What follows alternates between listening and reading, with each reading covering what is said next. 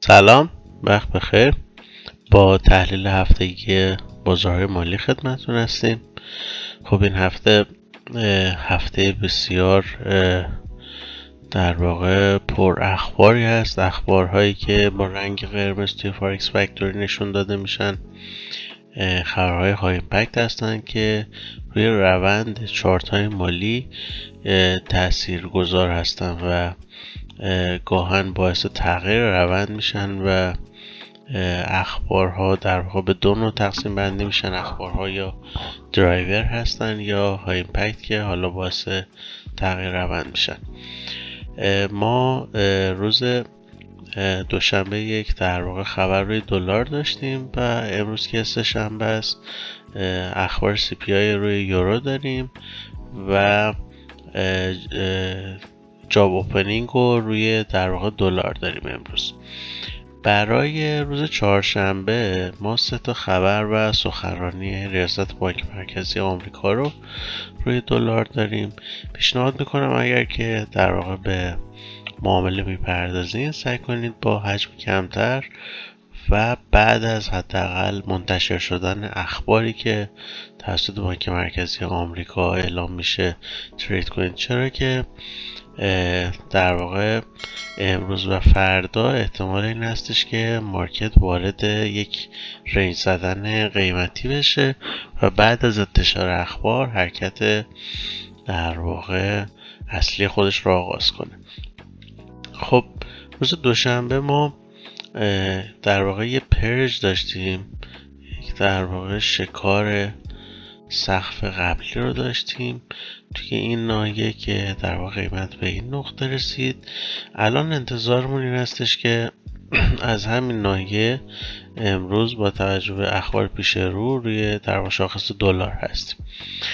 با توجه به اخبار یک اصلاح قیمتی تا این ناحیه که یک در واقع اوردر بلاک اینورژن فیل نشده است، تا این ناحیه ما یک در واقع روند اصلاحی روی شاخص دلار داشته باشیم که به طب خب شاخصهایی که مقابل دلار قرار میگیرن مثل پوند، مثل یورو، مثل طلا و اینها رو میشه در واقع به صورت صعودی در نظر گرفت تا زمانی که این اصلاح توی این ناحیه اتفاق میفته. یکی از روش‌هایی که اینورژن ها فیل میشن معمولا با شادو با سرعت خیلی زیاد قیمت به این ناحیه توی تایم خبر پرتاب میشه و بعد جهت مخالف حرکت میکنه. اگر میخواین از این اینورژن استفاده کنید سعی کنید که با اوردرهای لیمیت توی این ناحیه ترید بکنین. نظر من این هستش که از این FVG توی این ناحیه قیمت بعد از اینکه اینورژن رو فیل کردید به این سقف خواهد رسید، باز میگرده، از این FVG به عنوان یک الاینمنت ساپورتیو استفاده میکنه، یک محلی که حمایت میکنه قیمت رو و بعد قیمت رو احتمالاً به سمت این سقف حرکت خواهد داد طی ماه آپریل و تلاش میکنه که این در واقع نقدینگی رو بزنه. بریم چارت بیت کوین رو با هم بررسی بکنیم. بیت کوین دیروز با اخباری که منتشر شد من انتظار داشتم که این سقف گرفته بشه، قیمت نهایتا تا این اوردر بلاک رسید. وقتی که سقف گرفته نمیشه و یک اوردر بلاک همسد میسازه، احتمال این هستش که از همین سطح که نقدینگی میخوره قیمت تا در واقع اوردر بلاک بالاترش یک حرکت داشته باشه و بعد از اون یک روند در واقع دیگر رو برای ما طراحی بکنه. روندی که من برای این هفته انتظار داشتم محقق نشده هنوز کامل. فعلا نزولی که پیش بینی کرده بودم اتفاق افتاده، اما اینکه این اوردر بلاک این بالا در واقع پرج بشه قیمت اتفاق نیفتاده و وقتی که این اتفاق نمیفته احتمالاً از همین نواحی نقدینگی که اینجا ما داریم در واقع این کف های برابری که داریم به محض اینکه یک در واقع قیمت به این نواحی برسه معمولا یه بازگشت سریع به بالا و این نقدینگی رو شکار بکنه و بعد از اون ببینیم که در واقع چه مدلی رو برامون طراحی میکنه. پس فعلا روی بیت کوین نزولی هستیم تا این نواحی قیمتی بالانس بشن.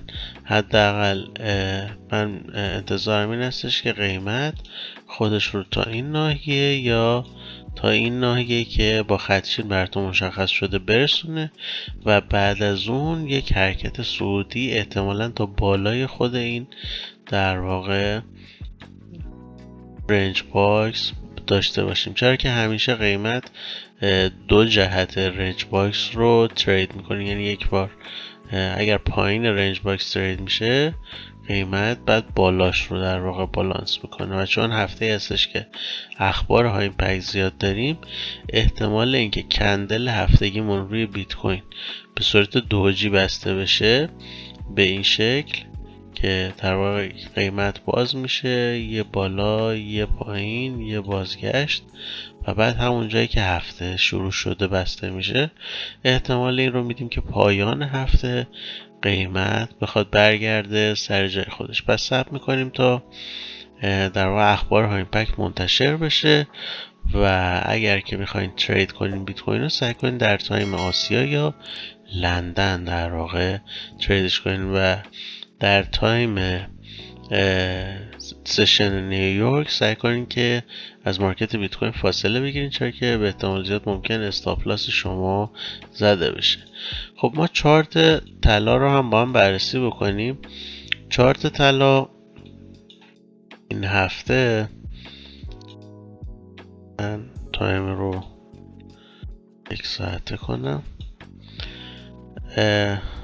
طلا هفته گذشته با توجه که حالا در واقع کلی ما تعطیلی داشتیم، چند روز تعطیلی داشتیم و اخبار سیاسی هم داشتیم، یک سقف جدید زد. این هفته شروعش رو با یک اصلاح قیمتی آغاز کرد، خودش رو در واقع تا این ناحیه بالانس کرد و اصطلاحاً یک در واقع BPR رنج برای ما تشکیل داد. بعد از BPR ها میشه در واقع این کف رو به عنوان یک محل مناسب در نظر گرفت و انتظار این رو داشت که قیمت تلاش بکنه با توجه به اخباری که ما روی چارت دلار داریم و سناریو نزولی که روی DXY تا این ناحیه محتمل دونستیم، ابتداعاً در چارت طلا یک حرکت در واقع لانگ دیگه و یک سقف جدید دیگر رو شاهد باشیم و بعد از اون در واقع سناریو نزول در طلا آغاز بشه. فعلا برای ترید طلا خود من صبر میکنم، اخبار حداقل امروز رو هم که حالا اخبار جاب اوپنینگ هستش رو بررسی میکنم و بعد از اون دنبال یک بایاس میگردم برای ترید خبر و اگر که خب یک صفحه جدید داشته باشیم، اولین محلی که طلا پرج میکنه 2228 دلار هستش و این ناحیه باز 2200 دلار خیلی برای خود من جذاب هستش. اگر سناریوی شورتی روی طلا برقرار بشه من این دو ناحیه رو میتونم به عنوان محل مورد نظرم برای شورت کردن در نظر بگیرم. علی حال باید صبر بکنیم که ببینیم قیمت با توجه به اخبار در شاخص DXY چه رفتاری از خودشون نشون میده و این دوتا در واقع سطح برای من سطح مهمی هستن و این سقف هم اگر در واقع با اخبار امروز پرج بشه انتظار این هستش که قیمت یک رفتار این شکلی از خودش نشون بده و بعد ما بتونیم به سناریو سل